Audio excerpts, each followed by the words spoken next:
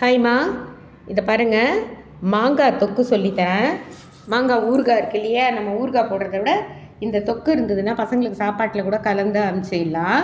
இதை பாருங்கள், இந்த மாங்காய் தொக்கு எப்படி பண்ணணுன்னா நான் அப்படியே இதுலேயே சொல்லிடுறேன்.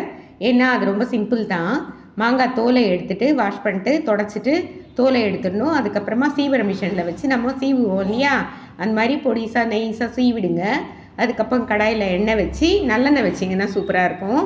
கடுகு, காஞ்ச மிளகாய் கிள்ளி போட்டு, கருவேப்பிலை போட்டு, பெருங்காயத்தூளை போட்டு இந்த மாங்காவை போட்டு நல்லா வதக்கிடுங்க. ஏன்னா சால்ட்டு மிளகாத்தூள் போடக்கூடாது. முதல்ல நல்லா வதக்கிக்கிட்டே இருந்தீங்கன்னா கொஞ்சம் எண்ணெயை நிறைய ஊற்றுங்க, அப்போ தான் ஊறுகாய் நல்லாயிருக்கும். அப்புறம் அது அப்படியே அதுலேயே மெல்ட் ஆகி நல்லா வெந்துடும்.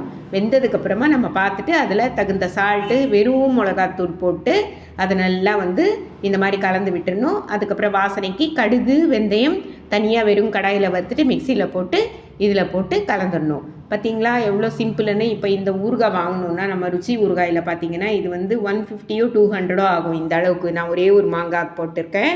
இது இந்த அளவு வாங்கணுன்னா 150 ரூபா ஆகும். ஆனால் நம்ம அரை மணி நேரத்தில் ஒரே ஒரு மாங்காய் வச்சு சிம்பிளாக நம்ம வீட்டில் இருக்கிற திங்ஸோடையே செய்து முடிச்சிட்டோம். லைக் பண்ணுங்கள், ஷேர் பண்ணுங்கள், செய்து பார்த்துட்டு சொல்லுங்கள். Okay, thank you.